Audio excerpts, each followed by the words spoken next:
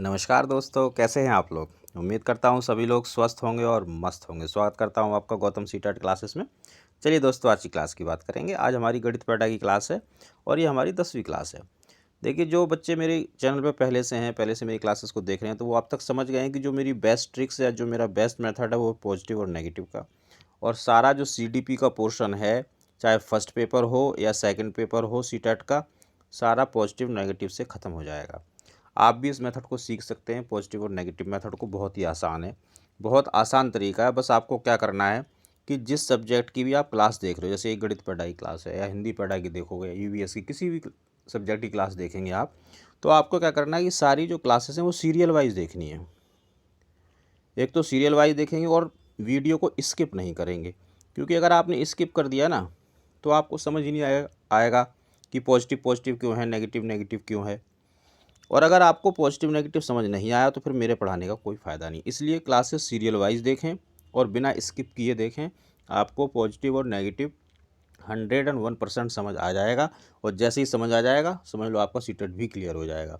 बाकी मित्रों, कमेंट करके ज़रूर बताएं, तो आपको पता चलेगा कि आपकी तैयारी कैसी है, कि आपका स्कोर क्या रहा है। चलिए आज की क्लास स्टार्ट करते हैं। आज का पहला क्वेश्चन, राष्ट्रीय पाठचर्या रूपरेखा 2005 सिफारिश करता है कि प्राथमिक स्तर पर गणित की शिक्षा का केंद्र होना चाहिए। तो भाई पॉजिटिव होना चाहिए।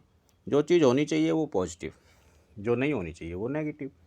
प्रश्न को इस तरह से पढ़ें कि क्वेश्चन में क्या पूछ रहा है, पॉजिटिव पूछ रहा है या नेगेटिव पूछ रहा है। जब आपको ये बात समझ में आ जाएगी तो समझ लो आपका आंसर भी बिल्कुल करेक्ट जाने वाला है, पॉजिटिव और नेगेटिव से। तो अब हम पॉजिटिव और नेगेटिव वर्ड्स ढूंढेंगे। उच्चतर गणित के लिए तैयारी करना, उच्च या उच्चतर, ये नेगेटिव होता है। क्यों नेगेटिव होता है ये भी समझा देता हूँ। देखिए, उच्चतर गणित का मतलब है कि आपके पास जो बच्चा आएगा वो 5 साल का बच्चा आएगा, 10 या 12 साल तक रहेगा आपके पास। तो यहाँ ना पढ़ा के उसको छठी के लिए तैयार करो। उच्चतर गणित का मतलब ये है। तो भाई आप छठी के लिए तैयार मत करो बच्चे को। आपको जो बच्चा आपके पास आ गया 5 से 10 12 साल का, उस वक्त जितना आप बच्चे को दे सकते हो, जितना सिखा सकते हो, या जो वो सीख के आया उसको ठीक करो। आप ये करो। उच्च क्लासों में क्या होगा, वो उस क्लास का टीचर समझेगा, आपको वो करने की ज़रूरत नहीं है। तो उच्चतर नेगेटिव। गणित के अमूर्त विचार जानना, अमूर्त नेगेटिव। बच्चा है छोटा, 5 से लेकर 10 साल तक का, ये अमूर्त विचारों को नहीं जान पाएगा। और आप ज़बरदस्ती अगर कोशिश भी करोगे तो फिर ये बात गलत हो जाएगी, नेगेटिव हो जाएगी। कक्ष में की गई पढ़ाई को विद्यार्थी के दैनिक जिंदगी से जोड़ने में सहायता करना। दैनिक जीवन से जोड़ना या दैनिक जो शब्द है ये पॉजिटिव, और सहायता करना भी पॉजिटिव है। बस ध्यान रहे कि सहायता बच्चे की हो रही हो पॉजिटिव वे में। विद्यार्थी को गणित शिक्षा में अंतर्राष्ट्रीय मापदंड अर्जित करने में सहायता करना, अंतर्राष्ट्रीय नेगेटिव है। अब नेगेटिव चीज़ के लिए आप सहायता कर रहे हो तो सहायता की भी कोई वैल्यू नहीं है। तो आंसर हमारा क्या चाहिए था हमें, पॉजिटिव। लो जी, मिल गया पॉजिटिव। एक ये रहा पॉजिटिव, एक ये रहा पॉजिटिव। तो इस तरह से आप नेगेटिव पॉजिटिव से तुरंत आंसर बता दोगे। अभी देखो, मुझे इतनी देर इसलिए लग रही है क्योंकि मैं आपको समझा रहा हूँ। जब आप समझ जाओगे, इसके अभ्यस्त हो जाओगे, तब देखो आंसर कैसे आता है। क्या पूछ रहा है, पॉजिटिव पूछ रहा है, इतना तो आप समझ ही जाओगे। Negative negative negative, positive positive, answer. इससे जल्दी और इससे सरल तरीके से आपको कहीं आंसर नहीं मिलेगा। अगला क्वेश्चन देखेंगे। निम्नलिखित में से कौन सा संख्या की समझ का महत्वपूर्ण पहलू नहीं है। तो देखिए, जब हम संख्या बच्चों को पढ़ा रहे हैं तो बच्चों को पंक्तिबद्धता आनी चाहिए, अंक लिखना आना चाहिए, गणना करनी आनी चाहिए। संरक्षण जरूरी नहीं है इसमें। संरक्षण का मतलब होता है कि चीज़ों के कॉन्सेप्ट्स तैयार कर लेना। तो इस उम्र में 5 से लेकर 10 साल तक जो बच्चे के कॉन्सेप्ट्स बनते हैं वो बाद में बदलने वाले हैं, ये बात तय है। क्योंकि आगे जब वो पढ़ाई करेगा तो उसके कॉन्सेप्ट्स में परिवर्तन आएगा। तो यहाँ ज़्यादा संरक्षण हो, संरक्षण की यहाँ पे बच्चे में इतनी योग्यता नहीं होती है कि चीज़ों को फिक्स कर ले। तो इसलिए ये ज़रूरी नहीं है। बट गणना करना आना चाहिए, पंक्तिबद्धता आनी चाहिए, अंक लिखना आना चाहिए। अगला क्वेश्चन देखेंगे। अध्यापक ने कक्षा 4 के छात्रों को 36 टाइलें दी और उन्हें सभी संभव आयतों में व्यवस्थित करने के लिए कहा। इस क्रियाकलाप द्वारा निम्नलिखित में से कौन सी संकल्पना को संबोधित नहीं किया जा सकता। नेगेटिव पूछ रहा है। नहीं किया जा सकता का मतलब ये कि अगर हम ईंटों से बच्चे को क्या क्या सिखा सकते हैं। तो देखिए, मैंने पहले भी बताया है कई क्लासों में कि जो मैथमेटिक्स की जो पैड़ा है, गणित की जो पैड़ा है, इसमें क्या है कि इसमें कुछ जो टीचिंग एड है ना वो फिक्स हैं एक सब्जेक्ट के लिए, कि भाई ये वाला सब्जेक्ट नहीं, टॉपिक के लिए ये वाला टीचिंग एड इस टॉपिक में बेस्ट रहेगा। तो इसी हिसाब से हमें बताना है कि जो ईंटों से हम बच्चे को आयतों में व्यवस्थित करवा रहे हैं, इससे बच्चा क्या सीखेगा। देखिए, इससे गुणनफल सीखेगा। देखो, ये आयत हो गया, छोटा सा बना के बता देता हूँ आपको। अब इसमें वो ईंट रखेगा, 1 ईंट रखी, 2 ईंट रखी, 3 ईंट रखी, 4 ईंट रख ली। अब उसने देख लिया, अच्छा 4 इसमें आई हैं, 4 ही इसमें आई हैं, और एक लाइन अभी और बच रही है, तो 4 तिया 12 ईंट चाहिए सर, गुणनफल आ गया। क्षेत्रफल सीखेगा, 1 2 3 4 5 6, और ईंट का जो साइज उस हिसाब से क्षेत्रफल निकल लेगा। गुणनखंड सीख लेगा, लेकिन आयतन नहीं सीखेगा। इनके जरिए आयतन बच्चा नहीं सीख पाएगा, क्योंकि हम उसको आयतों में व्यवस्थित करने के लिए कह रहे हैं, और आयत जो होता है वो 2 डायमेंशनल होता है, आयतन 3 डायमेंशनल होता है, तो यहाँ आयतन बच्चा नहीं सीखेगा। अगला क्वेश्चन देखेंगे।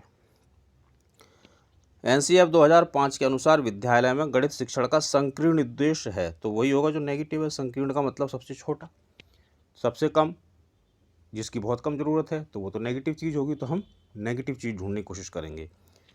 रैखिक बीजगणित से संबंधित दैनिक जीवन की समस्याओं की शिक्षा, दैनिक पॉजिटिव।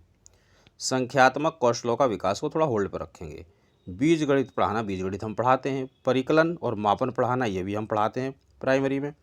तो ये जो संख्यात्मक कौशल है, यानी कि बच्चा सिर्फ संख्याओं को करना सीख जाए, ये यहाँ पे नेगेटिव है। मतलब ये ज़रूरी तो है, लेकिन बहुत ज़्यादा ज़रूरी नहीं है। बस ये नहीं कि बस संख्याएं 1 2 3 4, तो 1 2 3 4 तो आ गया, लेकिन उसको क्या करना, उसको जोड़ क्या है, उसका घटा क्या है, उसका प्रयोग क्या है, ये बच्चा नहीं सीख पा रहा है, तो फिर वो बेकार है। इसलिए संख्यात्मक जो कौशल हैं उनका विकास करना, ये संकीर्ण उद्देश्य है, मतलब बाद का उद्देश्य है। पहले बच्चे में ये सब चीज़ें आनी चाहिए। कहने का मतलब है, देखिए ये सीटेट में क्या होता है कि जो 4 ऑप्शन होते हैं, चारों में से आपको बेस्ट ऑप्शन चूज करना होता है कि बच्चा सबसे ज़्यादा कहाँ सीखेगा।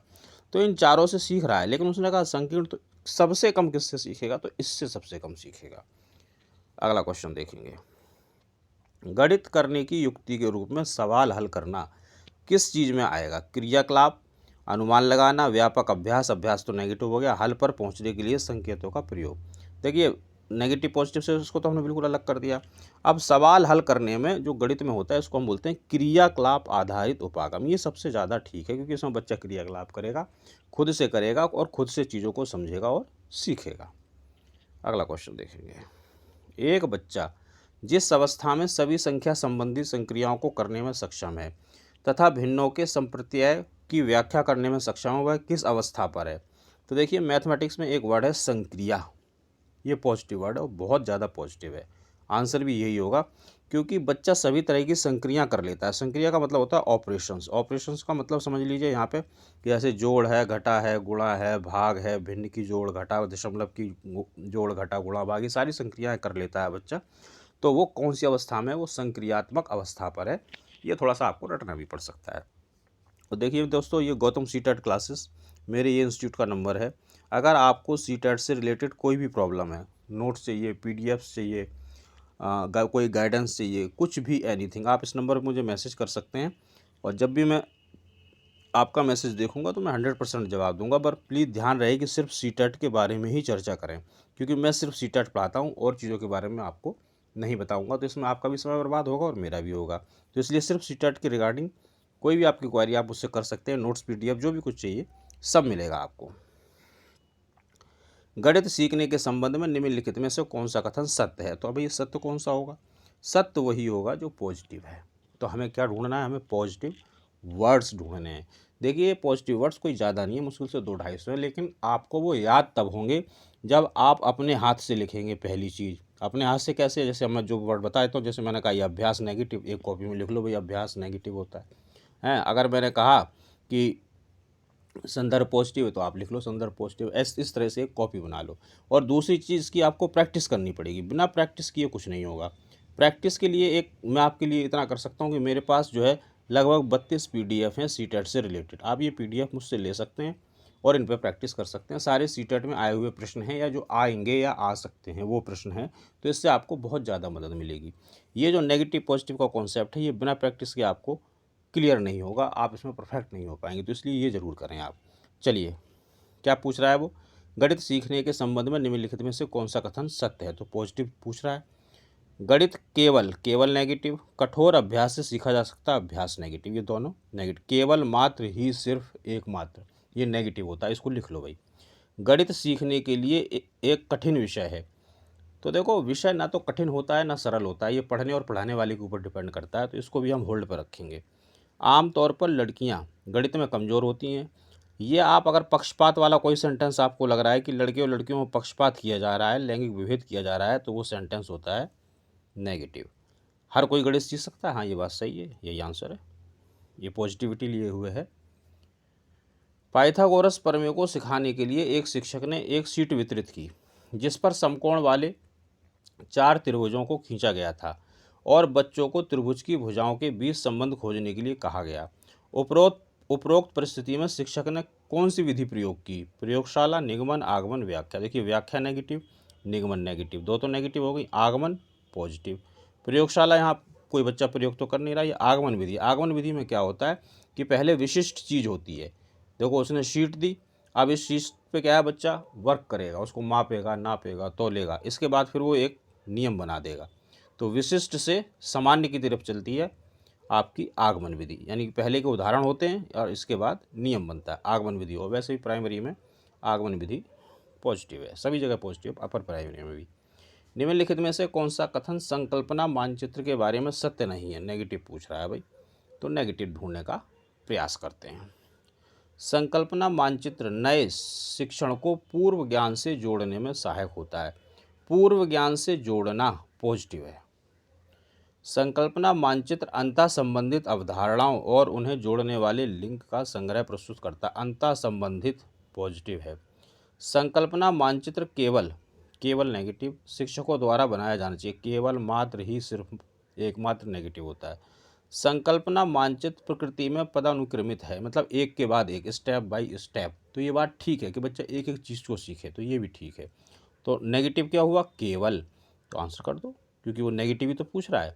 देखिए, कई बार क्या, ज़्यादातर CDP के 90 क्वेश्चन फर्स्ट पेपर में, 75 क्वेश्चन सेकंड पेपर में, आप सिर्फ और सिर्फ नेगेटिव पॉजिटिव से सॉल्व कर दोगे, मैं गारंटी देता हूँ।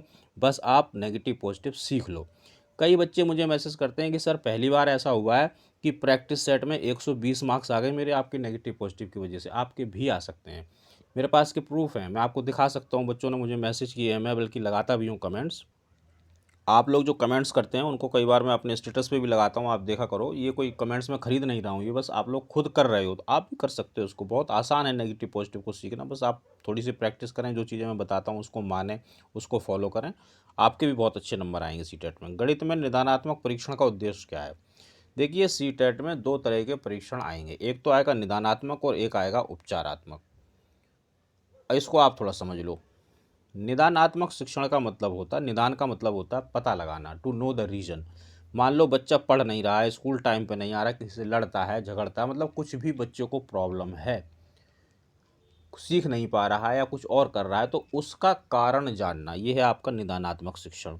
और जब आपको पता चल गया कि ये कारण है, तो उस कारण का उपचार करना कि कैसे ठीक होगा, ये है उपचारात्मक शिक्षण। ये अक्सर आते हैं और जनरली मैं आपको बताऊं, एक आंसर और एक क्वेश्चन बन के आता है। अब इस क्वेश्चन में देखते हैं क्या है।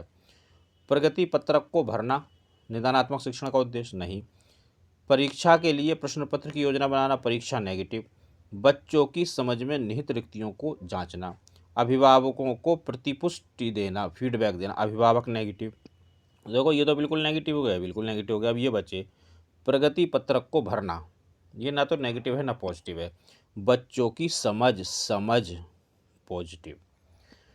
अब देखिए, निदानात्मक शिक्षण का उद्देश्य तो पॉजिटिव ही होगा ना, कुछ नेगेटिव तो हम करवाएंगे नहीं। जो भी हम स्कूल के अंदर, क्लास के अंदर कर रहे हैं, वो पॉजिटिव चीज़ के लिए कर रहे हैं, तो पॉजिटिव ही ढूंढना था, तो समझ पॉजिटिव आ गया। अब देखो, कहने का मतलब क्या है, बच्चे की जो समझ है, यानी कि बच्चा जो चीज़ समझना चाहता है, उसमें जो रिक्तियाँ रह गई हैं कि वो क्यों नहीं समझ पाया, उन कारणों को जानने के लिए हम निदानात्मक शिक्षण करते हैं। इसका कहने का इसका मतलब ये है। तो मित्रों, ये हमारी क्लास थी आज की मैथमेटिक्स की। उम्मीद करता हूँ क्लास आपको पसंद आई होगी। जैसी भी लगी हो आपको, आप कमेंट जरूर करें और अपना स्कोर भी कमेंट करें, ताकि आपको भी पता चलेगा, और बिल्कुल ईमानदारी से करना कि आपका स्कोर क्या रहा है। बाकी मित्रों, मैंने पहले ही बताया, कोई भी प्रॉब्लम है आप इस नंबर पर मुझे मैसेज करके अपनी प्रॉब्लम को सॉल्व कर सकते हैं, बट आप ध्यान रखना कि सिर्फ सीटेट से रिगार्डिंग ही प्रॉब्लम होनी चाहिए। चलिए मित्रों, मिलेंगे अगली क्लास में, तब तक आप सभी लोग स्वस्थ रहें, मस्त रहें और मेहनत करते रहें।